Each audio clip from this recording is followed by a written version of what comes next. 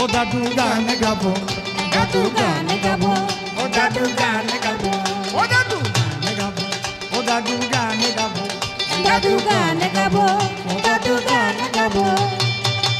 ওর দাদু বলে শুয়ে পড় লেপের তলে। চুপ! ভোরবেলায় মানুষ ঘুমায়।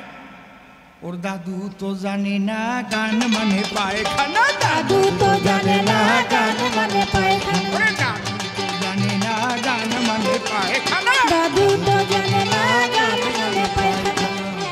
ও বলছে দাদু বড্ড গান না গেয়ে পারবো না দাদু, তুমি আমাকে বাধা দিও না দাদু, গান গাইতে হবে, আমি কিন্তু আমার অসুবিধা হচ্ছে দাদু। বলে গান গাইতেই হবে? বলে হ্যাঁ, তাহলে আমি পেতে দিচ্ছি কান, ছোট্ট করে গাবি গান। ওর দাদু তো জানে না গান মানে পায়খানা। ওর দাদু মনে মনে ভাবছে কান পেতে দেবে, নাতি আমার গান শোনাবে। যেই কান পেতে দিয়েছে ও তো বম করে গান গেয়ে একদম ভাষায় দিয়েছে। ওর দাদু বলে এ তুই কি করলি? বলে এই তো দাদু গান। তুমি তো জানো না গান মানে পায়খানা। তুমি তো জানো না গান মানে পায়খানা। আরে তুমি তো জানো না গান মানে পায়খানা। তুমি তো জানো না গান মানে পায়খানা। ও সেই রকম গান গাইছে। কোন জায়গার বাউলের গান আনিয়ে এই জায়গায় সরাই থুয়ে গেছে। দেখেন দেখেন গান গাইছে। দিল না দিল না, দিল মনে দিল না, এত যে নিঠুর বন্ধু জানা ছিল না গো, এত যে নিঠুর বন্ধু জানা ছিল না। দিল না দিল না, দিল মন দিল না, এত যে নিঠুর বন্ধু জানা ছিল না গো, এত যে নিঠুর বন্ধু জানা ছিল না। এগুলো হচ্ছে জাগতিক। শ্রীমান মহাপ্রভু দেখাতে পারবেন না কোনো গ্রন্থে কেউ কে বলেছেন যে তুমি সংসার ত্যাগ করো। তার প্রয়োজনীয় 6 জনকে তিনি আকর্ষণ করে নিয়েছিলেন লুপ্ত তীর্থ উদ্ধার করবার জন্য। বাবা বাবা, সেই 6 জনের নাম কি? শ্রীরূপ সনাতন ভট্ট রঘুনাথ,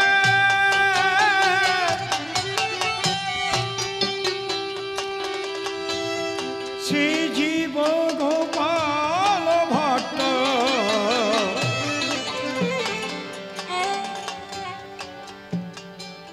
দাস রঘুনাথ।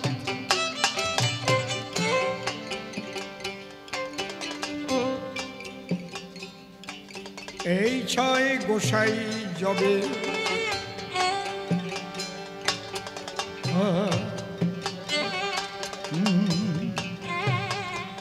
একটা মেয়ে বাজায় ডাকবা, কি সুন্দর ব্রজে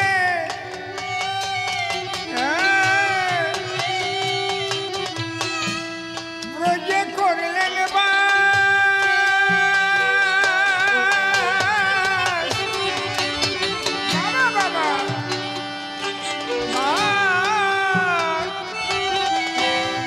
রাধা কৃষ্ণ নিত্য লীলা,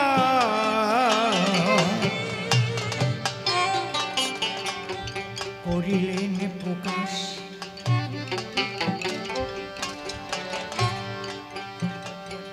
এই 6 গোসাই যার মুই তার দাস,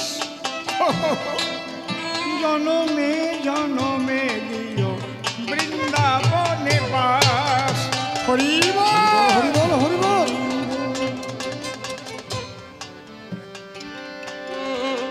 6 গোসাই, 8 কবিরাজ, 64 মহন্ত। মহাপ্রভু 3 জন, চৈতন্য মহাপ্রভু, নিত্যানন্দ মহাপ্রভু, অদ্বৈত মহাপ্রভু, আর কেউ মহাপ্রভু না।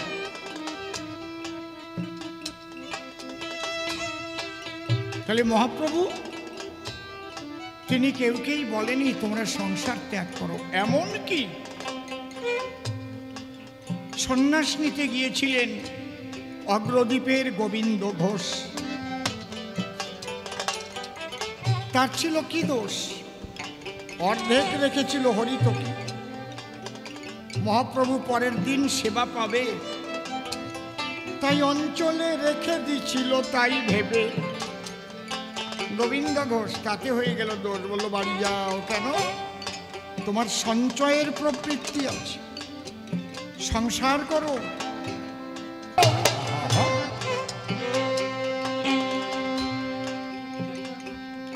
আমি সন্ন্যাস নিয়েছি তার আলাদা কারণ, এত সোজা না।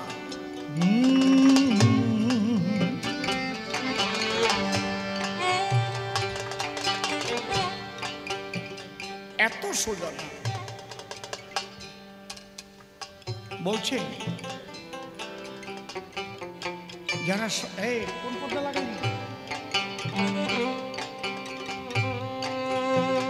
এত সহজ না।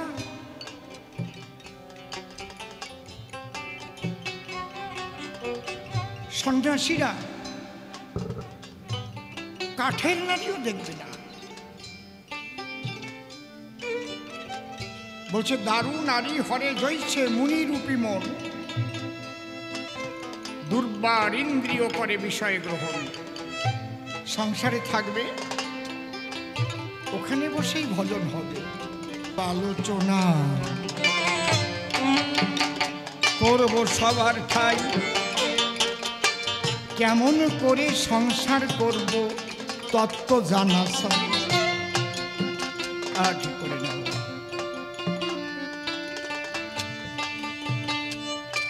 আমরা কয়েকদিনের জন্য, কয়েকদিনই তো বলতে হয়, কয়েকদিন, কয়েক মাস, কয়েক বৎসরের জন্য মানব জন্ম ধরে এখানে থাকার অধিকার পেয়েছি। চিরস্থায়ী কেউ না। যে দেহটা নিয়ে আমি জন্মগ্রহণ করেছি, এই দেহটা চিরস্থায়ী না, কিন্তু এর মধ্যে যে আমিটুক রয়েছে, অমৃতস্য পুত্রা আয়েধামানি দিব্যানি তস্থু, সেই আমির কোনো ক্ষয় নাই। আহারে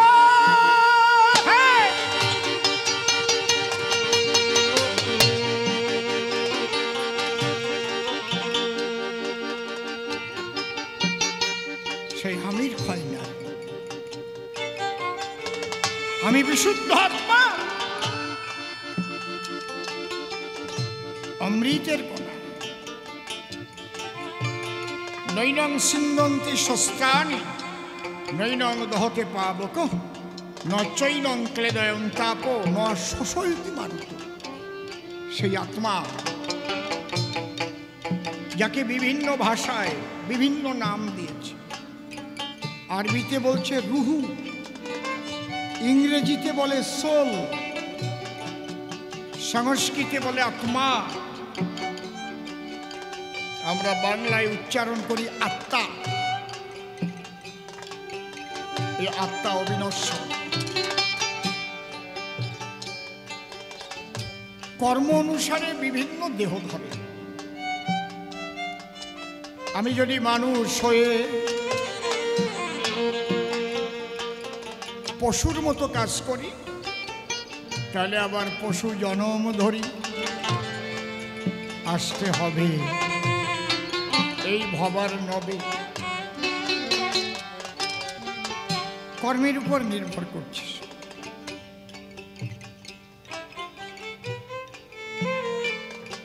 মানুষ বৃদ্ধ হলে বুঝতে পারে যে কে আপন কে পর। যেদিন টাকা পয়সা উপার্জনের ক্ষমতা থাকে না, বেশিরভাগ তখন তাকে কেউ আর দেখে না। খেতে দিতে হয় তাই দেয়।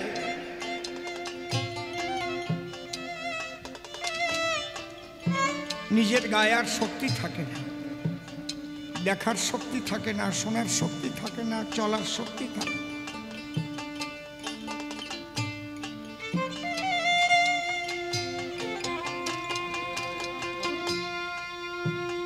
তাহলে এই সংসার, সেই সংসারে বসেই আবার কৃষ্ণ ভজন হয়।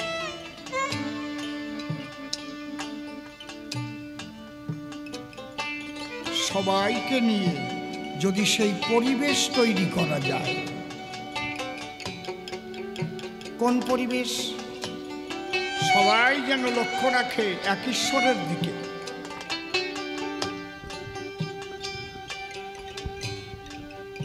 স্ত্রী যদি বলে আমাকে সোনার হার তৈরির দরকার নেই, তুমি আমাকে একটা তুলসীর মালা কিনে দেও, আহা, শাখা সিঁদুর আর তুলসীর মালা পেয়ে আমার জীবন ধন্য।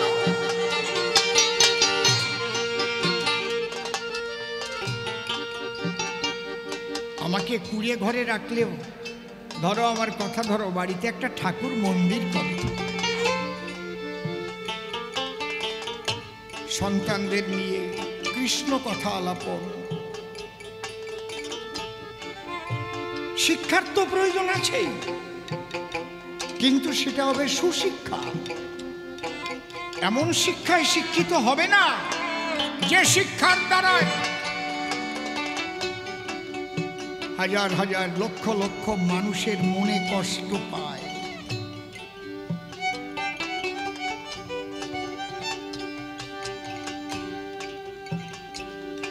যারা কম শিক্ষিত মানুষ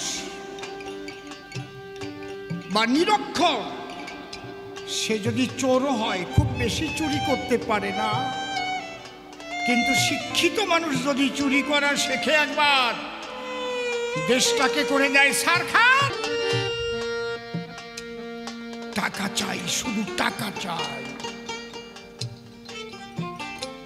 তাতে মানুষের ক্ষতি হচ্ছে না কি হচ্ছে সেদিক লক্ষ্য নাই, টাকা। তখন একা পারে না বলে চোরের দল তৈরি করে। আমি যেমন একটা কবি গানের দল তৈরি করেছি, আমি কি একা গান গাইতে পারি? তখন চোরের একটা চেন তৈরি হয় এরকম, কেউ ঢোল বাজায়, কেউ বেহালা বাজায়, কেউ কাশি বাজায়, কেউ গান গায়। ওই চোরের মধ্যে ওই রকম থাকে শিক্ষিত চোর, লাইন বাই লাইন টাকা তোলার লোক থাকে একদম। ওই যে কেউ ঢোল বাজায়, হ্যাঁ কায়দা আছে, তার মধ্যে একজন থাকে মাথা, head, head of the team.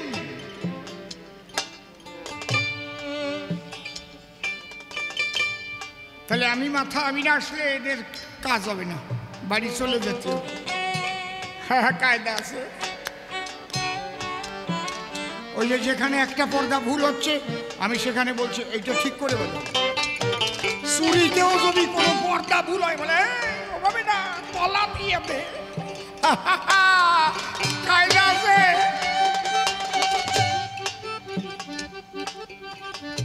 শিক্ষার দরকার আছে, কিন্তু সুশিক্ষা, সুশিক্ষা পেতে গেলে সৎ গুরু না ধরলে, একজন ভালো মানুষের আশ্রিত না হলে হয় না।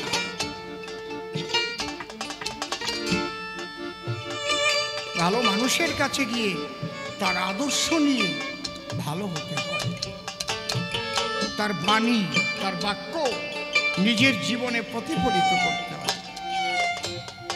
আরে তাকেই বলে সদ্গুরু। মাতা পিতাকে ভক্তি করিবে, সদা সত্য কথা বলিবে, পিতৃধন রক্ষা করিয়া চলিবে, সৃষ্টিকে রক্ষা করিয়া পিতৃধন যেন বেবিচারে নষ্ট না হয় সেদিকে লক্ষ্য রাখিবে। এই জন্যে শিক্ষাগুরু পিতৃধন রক্ষা করার কৌশল শিখায়।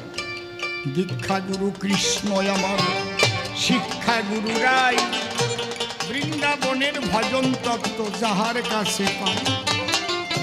ঊর্ধ্বলিঙ্গ ঊর্ধ্বজনী গো,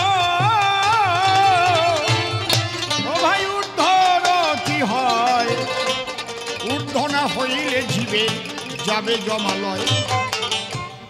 পুরুষের লিঙ্গ হয়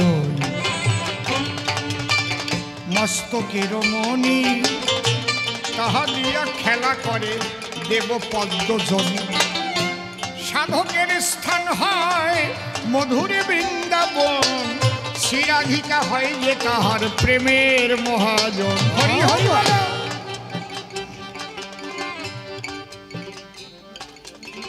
এবার এমন একটা আলোচনা করব, তুমি সংসারে কিভাবে থাকবে। এই জন্য সাধুরা বলে,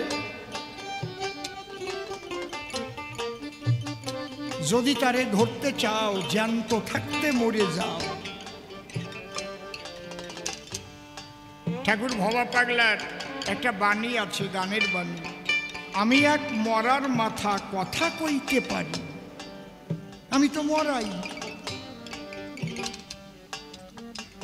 মরার আগে যদি কেউ মরতে পারে তাহলে সে কি আর মরে, সে অমর হয় চরাচরে। জয় রাধে।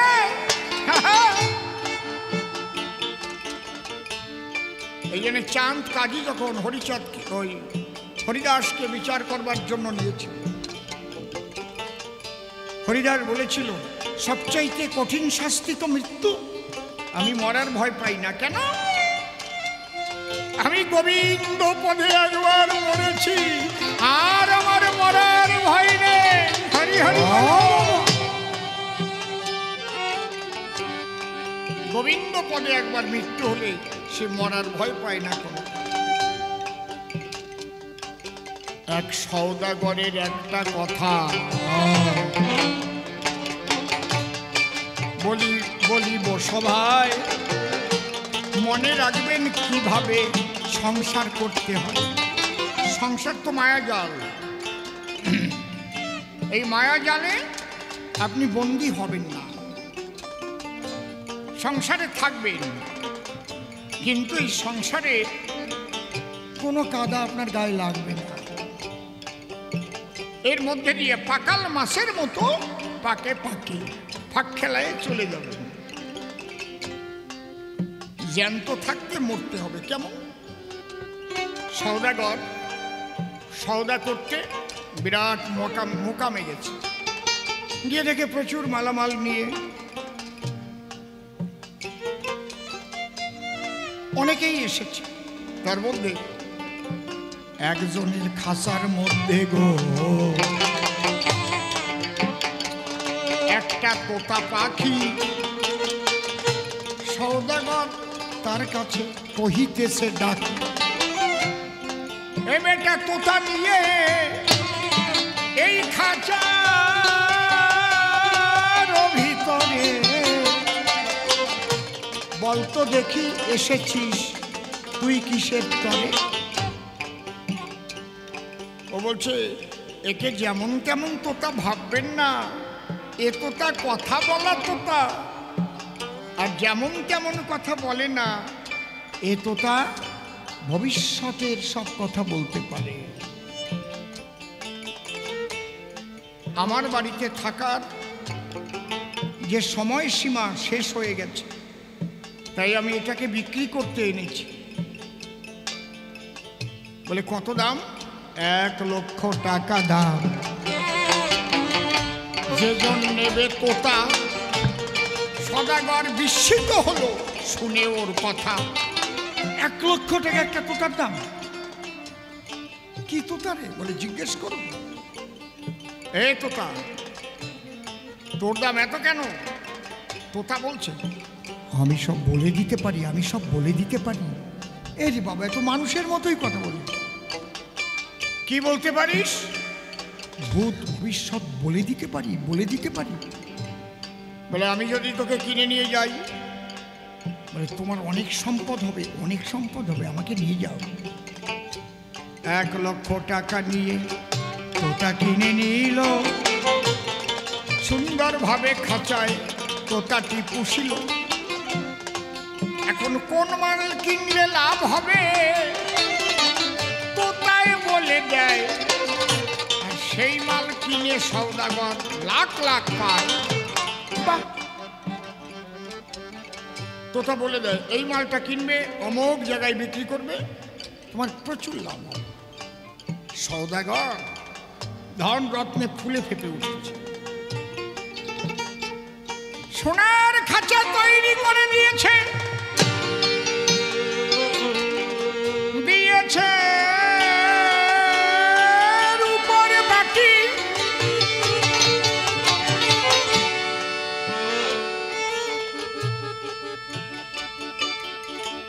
একদিন তোতা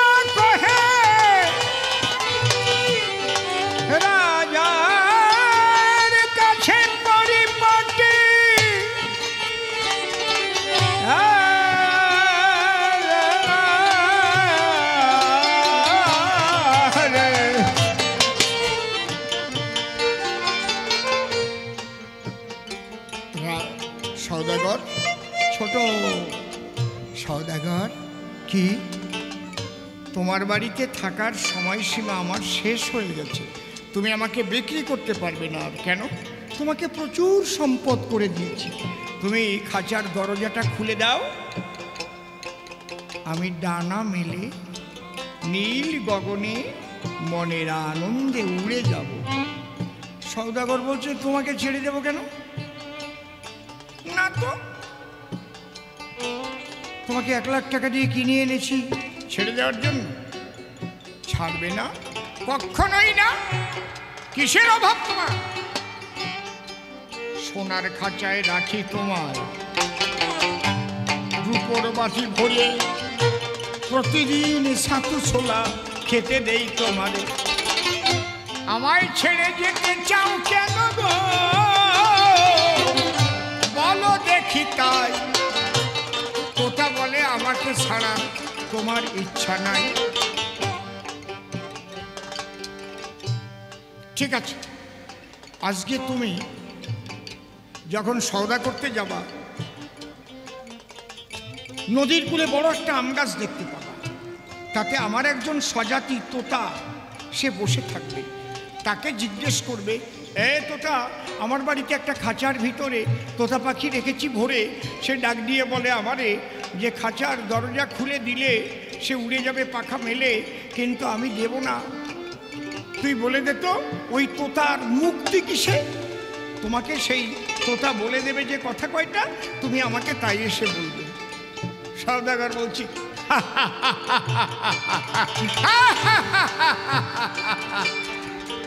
তোতা সে বলে দেবে আর আমি তোমাকে বলবো, আর তুমি মুক্তি পেয়ে যাবে। আচ্ছা, অবজ্ঞা ভরে না সওদাগর সওদা করতে যায়, সত্যি দেখে তোতা বসা আমেরও ডালায়। বিরাট আম গাছ। সওদাগর বলছে, এ তোতা, আমার বাড়িতে একটা তোতা আছে জানিস, সে মুক্তি চাইছে। তুই নাকি তার মুক্তির সন্ধান জানিস।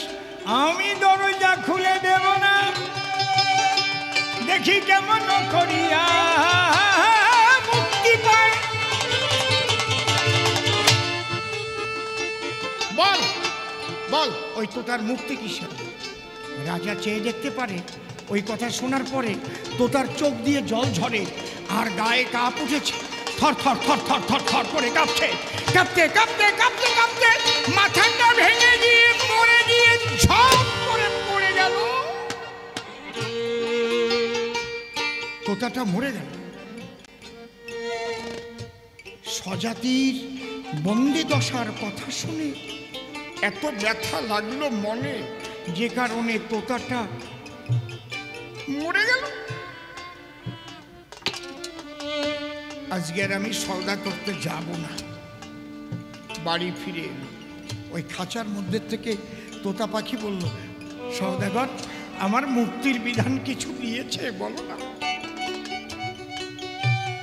বলে, আমি তোমার কথা যখন বললাম যে তোমার একটা স্বজাতি তোতা পাখি আমি খাঁচার মধ্যে আমার বাড়িতে বন্দি করে রাখি, বারে বারে বলে ডাকি, দরজা একবার দাও খুলে, আমি নীল গগনের ডানা মেলে উঠতে চাই। আমি তাকে বলেছি আমি দেব না। তোমার কাছে নাকি তার মুক্তির সন্ধান আছে। কি আছে বলো তো তাই? তোমার ব্যথার কথা শুনে জল ঝরেছিল তার নয়নে।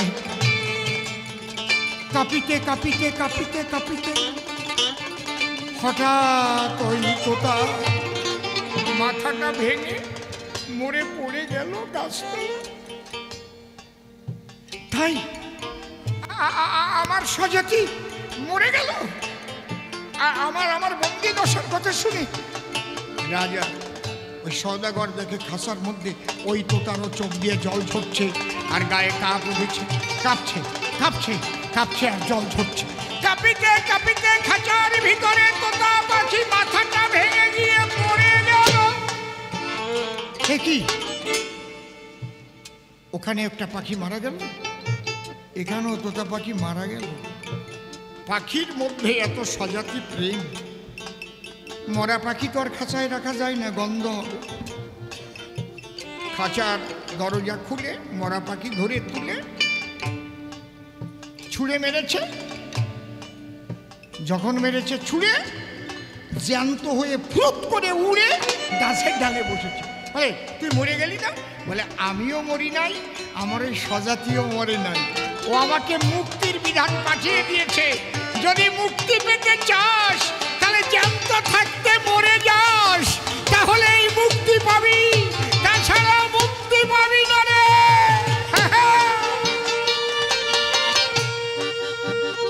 তুমি বুঝিতে পারোনি সওদাগর, তোমার দ্বারা বার্তা পাঠিয়েছে আমার গোচর।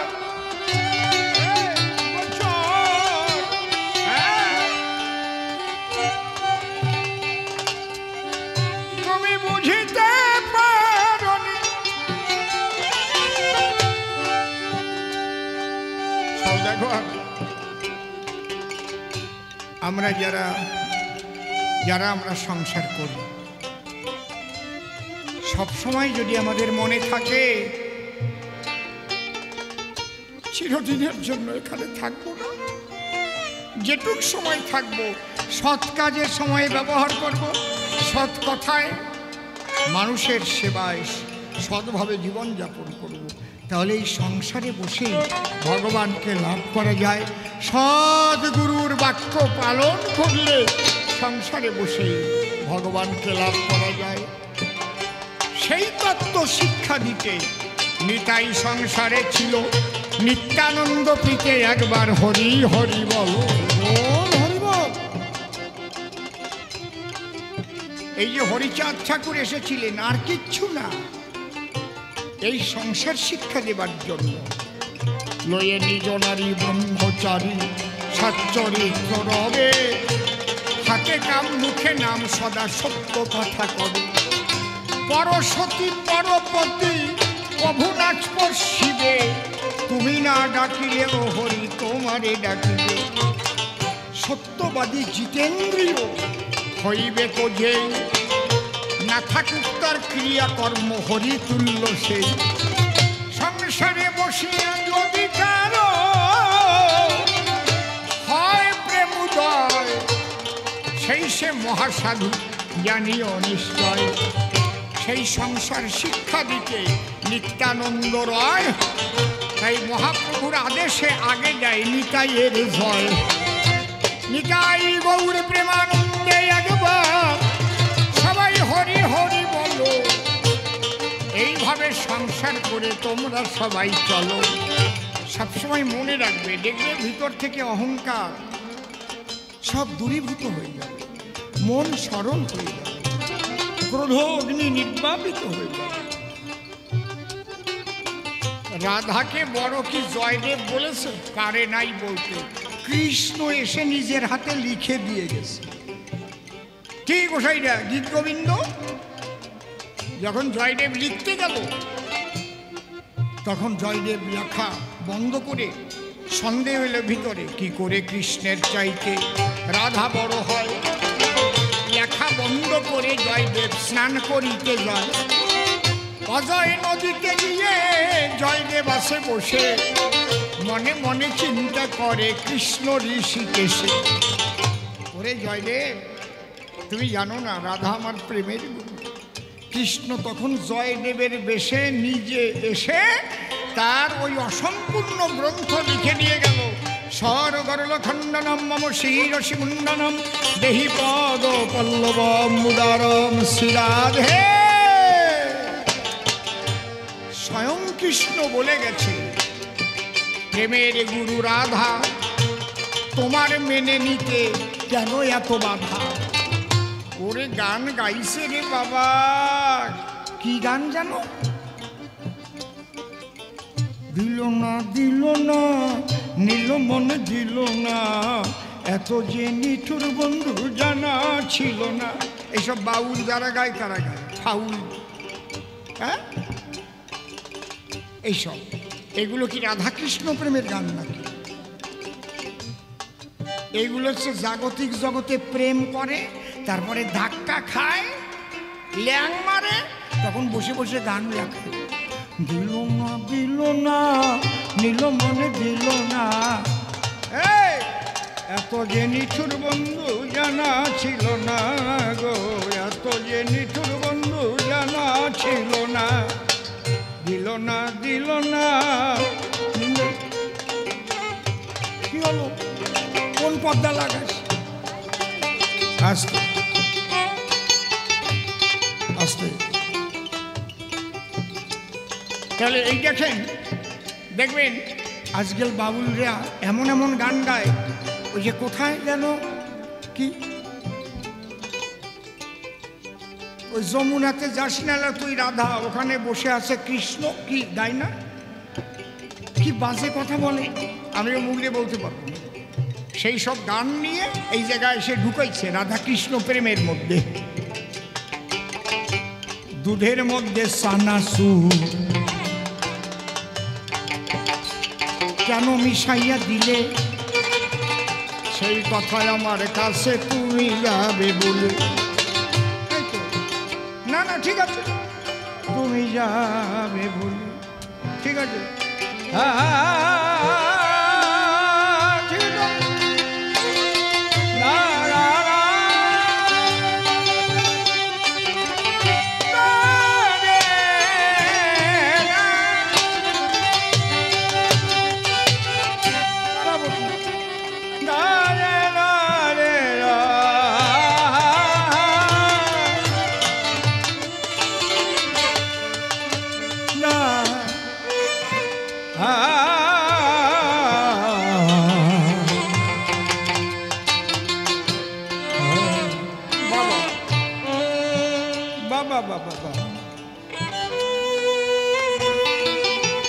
গান যা গাইছে, যাবার সময় কি একটা গল্প পাবো?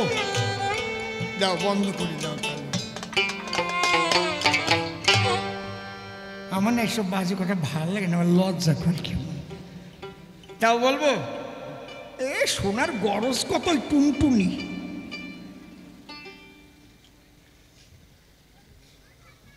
এক মহিলা মানে এক বিধবা, তার একটা ছেলে হয়েছে, বিধবার ছেলে হয়েছে। বিধবা কি বিধবার ছেলে হয় না? কি আপনারা কি ভাবছেন? হয়, কিভাবে হয়? কি বাহ, অর্থাৎ স্বামী থাকা অবস্থায় গর্ভবতী হয়, তারপরে যদি স্বামী মারা যায় প্রসবের আগে, তারপরে যদি প্রসব হয় তাহলে বিধবার ছেলে হয়। আপনি তো বুঝেছেন, অনেকে ভাবতেছে ইন্টু বিন্টু করি হয়েছে।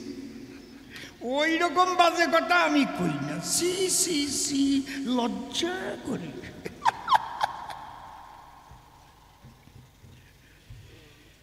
তা বিধবার আর কেউ নেই, শ্বশুর নেই, শাশুড়ি নেই, ভাসুর নেই, দেবর নেই, স্বামীটা তা মারা গেছে, ছেলেটা নিয়ে বাপের বাড়ি চলে গেছে। ছেলেটার যখন ওই ৬-৭ বছর বয়স হয়, ওকে নিয়ে একটু ওই বৈষ্ণব সভায় যায়। কিন্তু একটা দোষ আছে ওর গায়ে, গান শুনলেই ওর পায়খানা পায়। কি বিশ্রী দোষ! আগে আমার ছোট ছেলের একটা দোষ ছিল, ওই বেহালা শুনলেই কান্দে পড়তো। ওই বেহালা যেই বাঁচত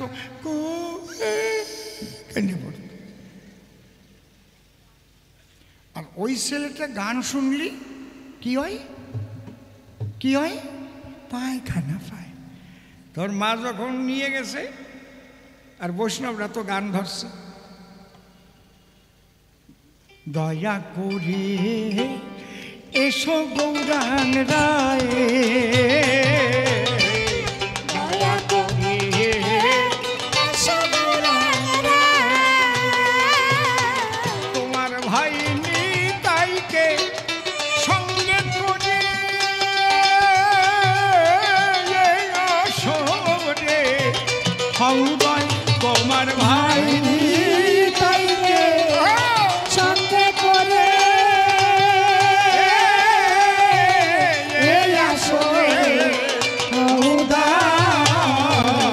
দয়া করে।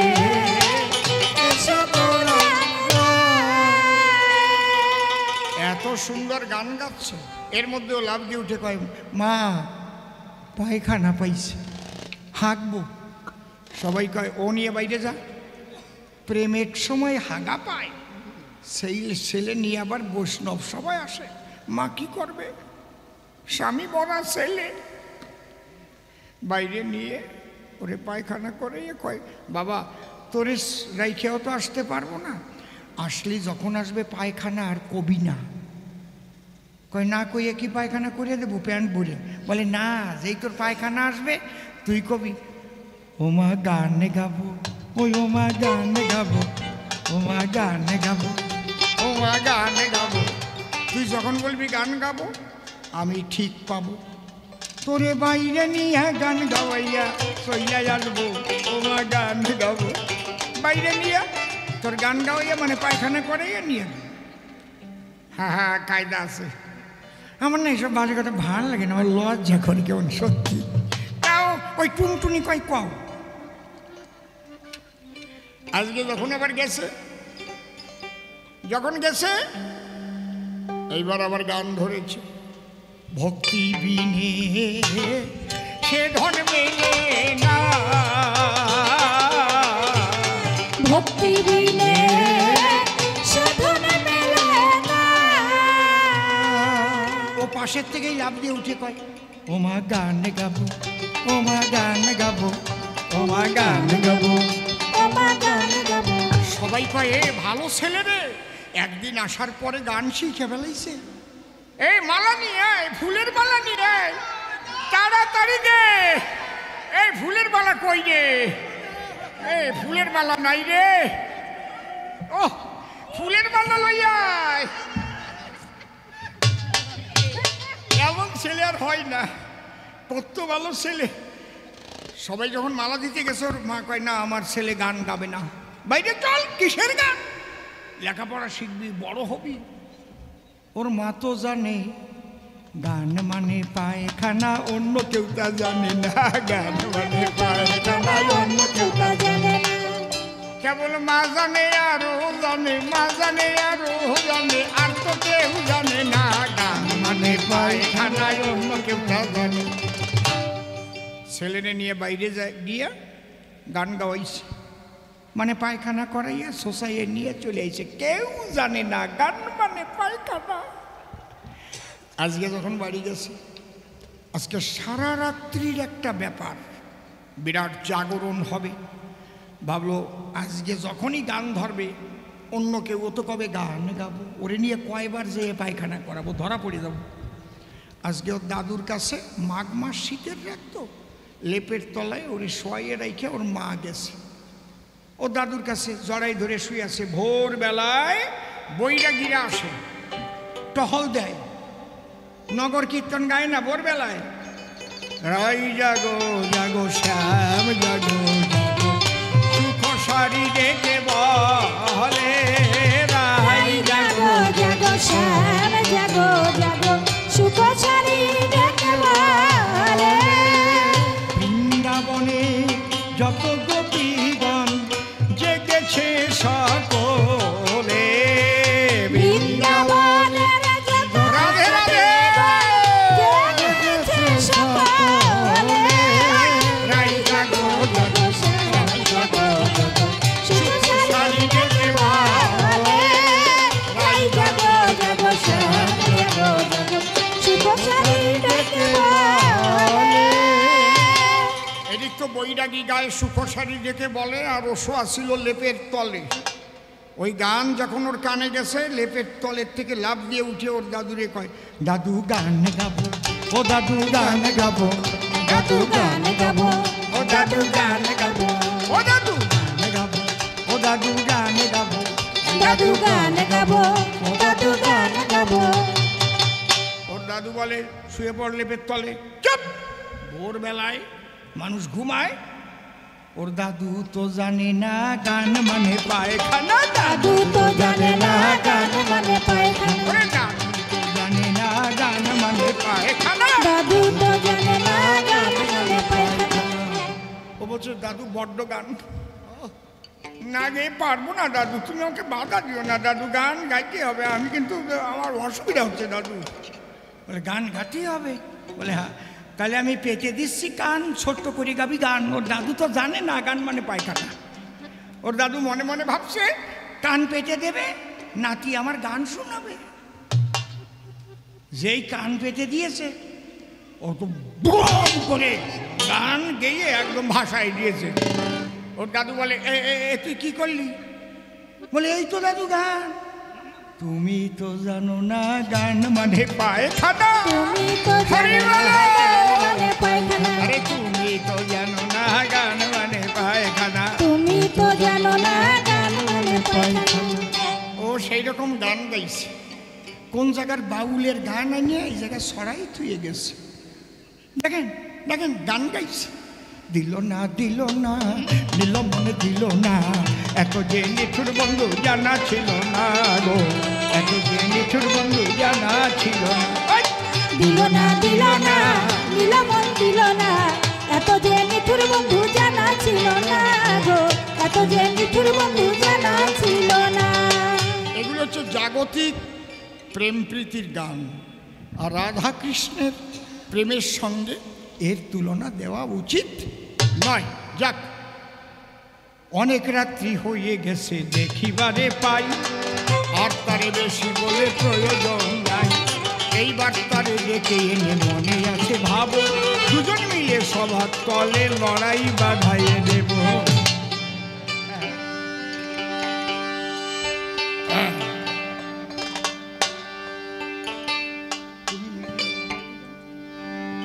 তুমি মেনে নিও, ও তুমি মেনে নিও, তুমি মেনে নিও, তুমি মেনে নিও। রাধাকে প্রেমের গুরু বলছে পরাণ প্রিয়, তুমি মেনে নিও, তুমি মেনে নিও। এসো এসো শিষ্য বাবা, এসো আমার ধারে, রাধা কৃষ্ণের ভজন আমি শিখাবো তোমারে।